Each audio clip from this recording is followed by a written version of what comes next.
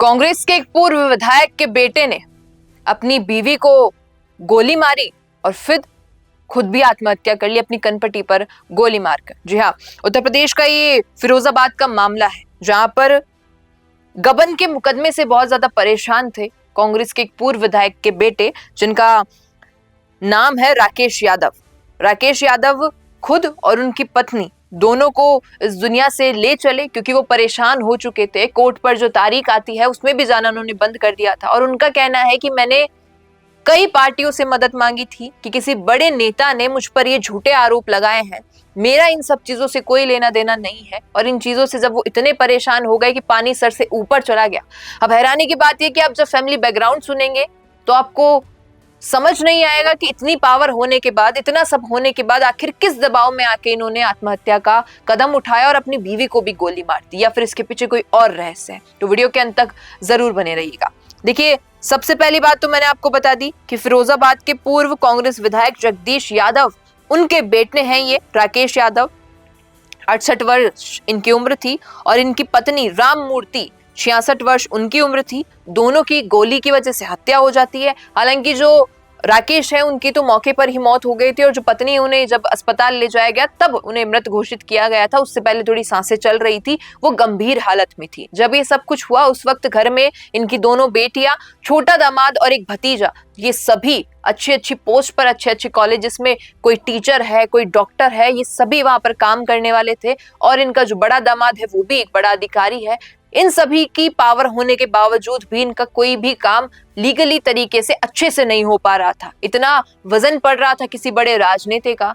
सबसे बड़ा सवाल तो यह है कि उत्तर प्रदेश में आखिर ऐसा कौन सा राजनेता है जो इतने कठोरता के साथ किसी पूर्व विधायक के बेटे पर आरोप लगा रहा है और कोर्ट एक्शन ले नहीं पा रही है। सबसे पहली चीज तो ये निकल कर आती है। दूसरी चीज, जब ये मामला हुआ उस वक्त इनकी दोनों बेटियां और भतीजा और छोटा दामाद, ये चारों छत पे थे। जैसे ही गोली की आवाज आई वो लोग भागकर दौड़ते हुए नीचे आए और नीचे जब देखा कि राकेश और उनकी पत्नी मूर्ति दोनों ही खून की हालत में लथपथ पड़े हैं, तब बेटियां बिलक बिलक के रोने लगी।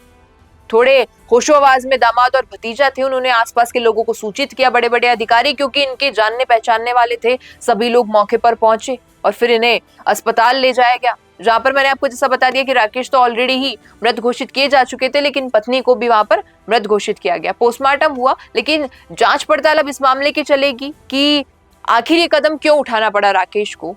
क्यों जो हमारा तंत्र है, कोर्ट में अगर जज बैठा हुआ है तो वो इसलिए बैठा हुआ है कि वो डिसीजन ले पाए, वो क्यों डिसीजन नहीं ले पा रहा है।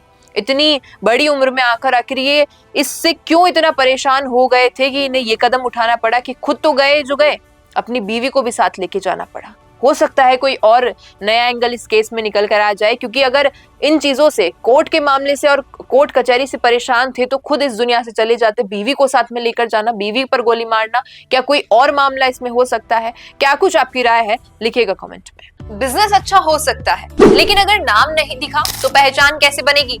अब टेंशन छोड़िए, द फैक्ट इंडिया आपके बिजनेस को देगा वो पहचान जो पूरे राजस्थान में हर किसी तक पहुंचे। न्यूज चैनल पर विज्ञापन, पॉडकास्ट और प्रमोशन के जरिए आप सीधे 5 लाख सब्सक्राइबर और 10 करोड़ से ज्यादा व्यूज तक अपनी पहुंच बना सकते हैं। तो देर किस बात की, आज ही द फैक्ट इंडिया से जुड़िए और अपने बिजनेस को बनाइए हर घर का नाम।